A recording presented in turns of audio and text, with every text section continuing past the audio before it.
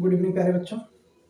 जैसा कि हम नए सत्र 2026-27 के लिए क्लास 10th का जो एक बैच स्टार्ट किए हैं, उसमें हमने अभी तक आप लोगों को एक दिन पढ़ाए थे, जिसमें आप लोगों को सिलेबस से अवगत कराए थे, पूरा क्लास 10th का यूपी बोर्ड का सिलेबस बताए थे।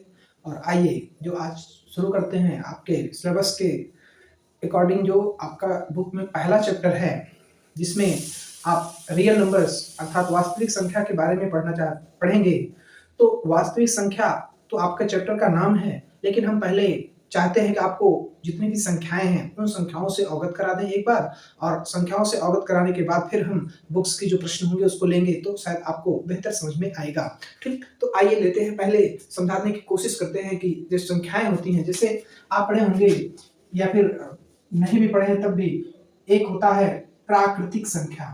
प्राकृतिक संख्या, और प्राकृतिक संख्या को आप नेचुरल नंबर भी कहते हैं। तो प्राकृतिक संख्या को आप क्या कहते हैं? नेचुरल नंबर भी कहते हैं, जो 1, 2, 3, 4, 5 डॉट डॉट डॉट जहां तक आप गिन सकें, जहां तक हम गिन सकें वो सभी संख्याएं क्या हैं? प्राकृतिक संख्याएं कहलाती हैं। ठीक, प्राकृतिक संख्या के बाद आता है पूर्ण संख्या, होल नंबर।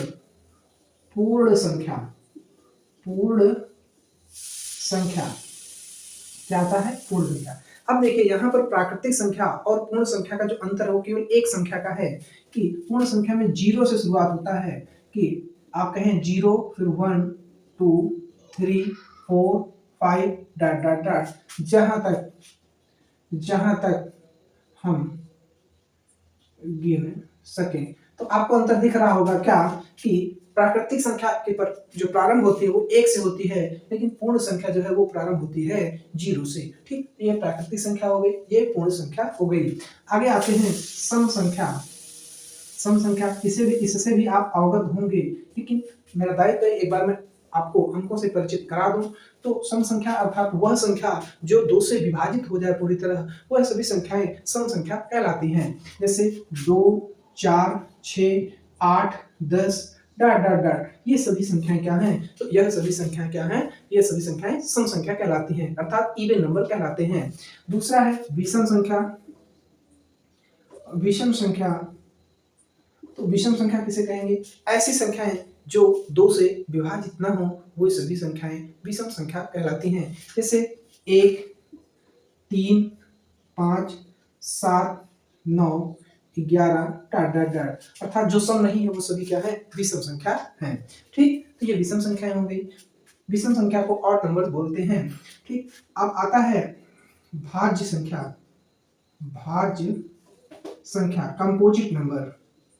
भाज्य संख्या, भाज्य संख्या वे संख्याएं होती हैं जो किसी न किसी अन्य संख्या से विभाजित हो जाए, वे सभी संख्याएं भाज्य संख्या कहलाती हैं। जैसे हम अगर भाज्य संख्याओं का प्रारंभ करें तो आप लेंगे कि 4, 4, 4 के बाद 6, 6 के बाद 8, 8 के बाद 9, 9 के बाद 10, 10 के बाद 12, 12 के बाद 14, 14 के बाद 15, ये सभी संख्याएं जो हैं इत्यादि, ये सभी संख्याएं क्या हैं? भाज्य संख्याएं हैं, ये किसी न किसी से कट जा रही हैं। अब आते हैं अभाज्य संख्या। अभाज्य संख्या, अभाज्य संख्या अर्थात प्राइम नंबर्स वे नंबर होते हैं जो या तो 1 से कटेंगे या फिर स्वयं से कटेंगे, वे सभी संख्याएं अभाज्य संख्याएं कहलाती हैं या फिर प्राइम नंबर्स कहलाते हैं। जैसे प्राइम नंबर्स की जो शुरुआत है वो 2 से होती है। दो, आप लोग कई बार कंफ्यूज हो जाते हैं कि एक भी प्राइम नंबर में आता है, लेकिन यह बिल्कुल गलत होता है, एक प्राइम नंबर नहीं है। ठीक, एक ऑड नंबर में तो आता है लेकिन प्राइम में नहीं, अभाज्य में नहीं आता है। तो अभाज्य जो है वो सबसे छोटी संख्या 2 होती है अभाज्य की। 2, 3, 5, 7, 11, 13, 17, 19 आदि जो संख्याएं हैं ये क्या है? अभाज्य संख्याएं हैं। तो यहाँ प्रश्न पूछा जाता है कि सबसे छोटी अभाज्य संख्या क्या है? तो सबसे छोटी अभाज्य संख्या 2 है, लेकिन कई बार ये गलतियां आप लोग करते हैं कि सबसे छोटी अभाज्य संख्या जो है वो 1 लगा देते हैं, तो यहाँ गलत है। और एक प्रश्न यहाँ और पूछा जाता है कि अब ये अभाज्य संख्याओं में अगर आप देख रहे होंगे तो सभी संख्याएं जो है वो क्या है? विषम है, लेकिन एक ऐसी संख्या है जो सम होते हुए भी क्या है? अभाज्य है। तो ये सम होते हुए, तो यहाँ पर प्रश्न बनता है सम अभाज्य संख्या, सम अभाज्य संख्या।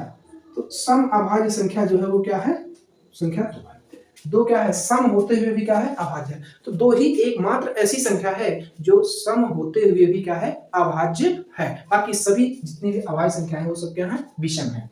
ठीक, तो भाज्य संख्या, अभाज्य संख्या। उसके बाद आता है सहभाज्य। अब देखिए सहअभाज्य क्या है, तो जिन दो संख्याओं का मासा एक होता है, जिन दो संख्याओं का मासा एक होता है वे सभी संख्याएं सहअभाज्य संख्याएं कहलाती हैं। जैसे हम कहें 3,5, तो इनका मासा क्या होगा, एक होगा, तो ये सहअभाज्य होंगी। जैसे हम कहें 5,7, इन दोनों का मासा भी क्या होगा, एक होगा, तो ये भी क्या है, सहअभाज्य हैं। अब अगर यहाँ पर एक शब्द आएगा सहभाज्य संख्या, सहभाज्य मतलब ऐसी संख्याएं जो भाज्य होते हुए भी जिनका मासा अगर एक है तो वह सहभाज्य कहलाती है। जैसे हम यह कहें कि आप ये कहते हैं कि 2,9, तो यहाँ पर देखेंगे कि 2 जो है वो क्या है, सम है, 9 क्या है, विषम है। 2 अभाज्य है लेकिन 9 क्या है, भाज्य है। लेकिन इन दोनों का मासा जो हो रहा है वह एक हो रहा है, इसलिए यह सहभाज्य संख्या कहलाएगी। तो आप इन संख्याओं से परिचय कर लीजिए। आप आगे देखिए, अब आता है परिमेय संख्या। परिमेय संख्या, तो ऐसी संख्याएं जो p बटे q के रूप में लिखी जा सकें तथा जिसका q does not equal to 0 अर्थात 0 के बराबर ना हो, p और q कोई पूर्णांक हो, वे सभी संख्याएं परिमेय संख्या कहलाती हैं जो p बटे q के रूप में लिखी जा सकें। जैसे 3/4, 1/2, 7/9, 11/13, ये सभी क्या है, ये सभी परिमेय संख्याएं हैं। ठीक, अब अपरिमेय संख्या क्या होती है, अपरिमेय संख्या, इरेशनल नंबर। अपरिमेय संख्या, देखो रेशनल नंबर परिमेय संख्या को और अपरिमेय संख्या को इरेशनल नंबर, वे संख्याएं जो p बटे q के रूप में न लिखी जा सके वे सभी संख्याएं क्या हैं, अपरिमेय संख्या हैं। अपरिमेय संख्या कैसी, जैसे √2, √3, √5, √7, √11, ये सभी क्या है, ये सभी अपरिमेय संख्या है। ठीक, तो आप इसको नोट कर सकते हैं अपने नोट्स जो बना रहे हैं। आपने बताया था कि आप लोग नोट्स जरूर बनाते ही चलिएगा, उसमें आप ये सभी संख्याओं को नोट कर लीजिए कि यहाँ संख्याओं का परिचय हो जाएगा। अब इसके बाद हम आपको बताते हैं, इसको नोट कर लीजिए तो बताएं।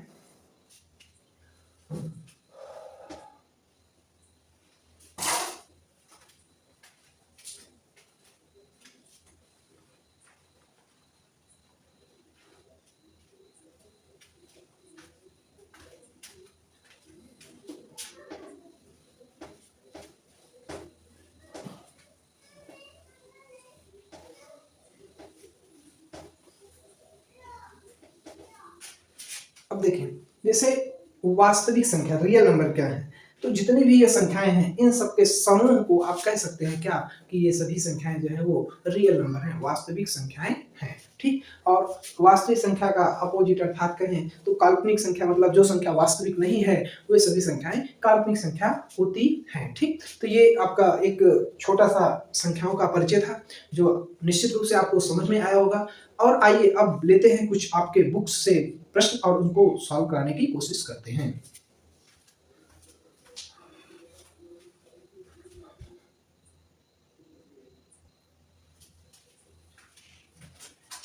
हाँ देखें, अभी एक संख्या, एक चीज बताना हम छूट जा रहा था। जैसे हम कहें पूर्णांक कौन कौन से होते हैं, तो जीरो के दाईं तरफ अगर लिखते हैं तो 1, 2, 3, 4, 5, इसको ना भी लिखें तब भी सही है कि 1, 2, 3, 4, 5, 6, ये सभी क्या है, डॉट डॉट डॉट इनफाइनाइट, ये सभी धनात्मक पूर्णांक हैं। और फिर -1, -2, -3, -4 और इनफाइनाइट से डॉट डॉट करते हुए अगर हम आते हैं -5, -4, तो ये सभी क्या कहलाते हैं, पूर्णांक कहलाते हैं। क्या कहलाते हैं, पूर्णांक कहलाते हैं। और ये सभी पूर्णांकों में देखिए यहाँ से यहाँ तक ये सभी धनात्मक पूर्णांक कहलाते हैं। क्या कहलाते हैं, धनात्मक पूर्णांक कहलाते हैं। पॉजिटिव इंटीजर्स जिसको बोलते हैं, पॉजिटिव इंटीजर्स बोलते हैं, धनात्मक पूर्णांक होते हैं। इधर से यहाँ से लेकर इधर जो है वो ऋणात्मक पूर्णांक होते हैं। क्या होते हैं, ऋणात्मक पूर्णांक होते हैं। जीरो के बाईं साइड जो है वो ऋणात्मक पूर्णांक अर्थात नेगेटिव इंटीजर्स कहे जाते हैं, जीरो के राइट साइड में धनात्मक पूर्णांक अर्थात पॉजिटिव इंटीजर्स कहे जाते हैं। जीरो पूर्णांक तो है लेकिन ना तो धनात्मक है और ना ही ऋणात्मक है। ठीक, तो इस बात को जरूर याद रखिएगा। ठीक, आइए आगे बढ़ते हैं।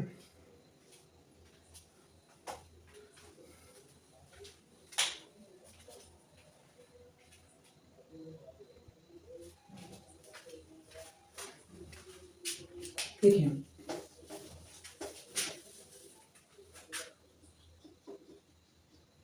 भाज्य संख्या बराबर क्या लिख सकते हैं, भाज्य संख्या बराबर अभाज्य संख्याओं का गुणनफल। अभाज्य संख्याओं का गुणनफल। भाज्य संख्या बराबर क्या लिखेंगे, अभाज्य संख्याओं का गुणनफल। अब जरा समझिए, मैं एक संख्या लेता हूं 12, क्या लिया मैंने 12, और फिर 12 का किया मैंने फैक्टर। देखिए 2 छंग 12, 2 तिहाई 4, 3 एकम 3, मतलब 12 को हम लिख सकते हैं 2 गुणा 2 गुणा 3। अब शब्दों पर आगे देखिए, भाज्य संख्या 12 तो भाज्य संख्या है, 12 क्या है, 12 क्या है, 12 जो है कंपोजिट नंबर, भाज्य संख्या है। लेकिन अब ये क्या है, प्राइम नंबर्स है, 2 प्राइम नंबर्स, फिर 2 प्राइम नंबर, फिर 3 प्राइम नंबर, मतलब अभाज्य संख्या। अभाज्य संख्याओं का गुणनफल, अब देखिए जितनी भी संख्याएं हैं ये सब क्या हो गई, अब अभाज्य हो गई, और इनका जब आपस में गुणा कराएंगे तो जो आएगा वो क्या हो जाएगा, वो भाज्य संख्या हो जाएगी। एज एग्जांपल आप इसको समझ सकते हैं कि अभाज्य संख्याओं के गुणनफल को ही भाज्य संख्या कहा जाता है, या फिर अगर आप भाज्य संख्या कहें तो भाज्य संख्या वह संख्या है जो अभाज्य संख्याओं के गुणनफल से बनती है, ऐसा आप कह सकते हैं। बात समझ में आ रही होगी। ठीक, तो भाज्य संख्या बराबर अभाज्य संख्याओं का गुणनफल। ठीक, आगे लेते हैं, आप कोई फार्मूला पढ़ा रहे होंगे कि प्रथम संख्या गुणा द्वितीय संख्या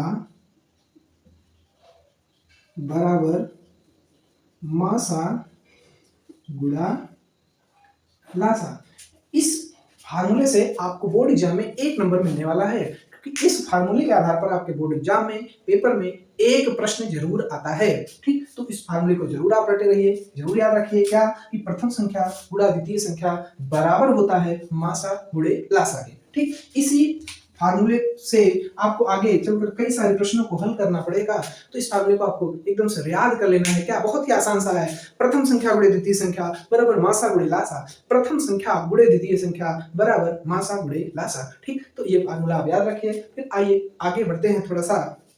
इसी फार्मूले में क्या है कि 4 चीजें दी गई हैं, इन 4 चीजों में कोई भी 3 चीज आपके पास अवेलेबल रहेगी और एक चीज एब्सेंट रहेगी, उस एब्सेंट की वैल्यू आपको निकालना रहेगा। तो आप इस फार्मूले की सहायता से उस एब्सेंट जो चीज है उसका वैल्यू आप निकाल पाएंगे। ठीक, तो आइए बढ़ते हैं आगे।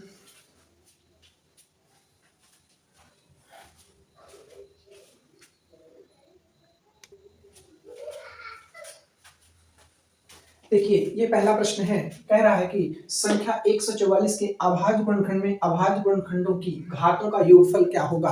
देखिए बहुत ही आसान सा प्रश्न है। पहले तो 144 का आप गुणनखंड करेंगे, 2 सत्ते 14, 2 दूना 4, 2 तिहाई 6, 2 छंग 12, 2 एकम 2 अठे 16, 2 नवा 18, 3 त्रिका 9 और 3 एकम 3।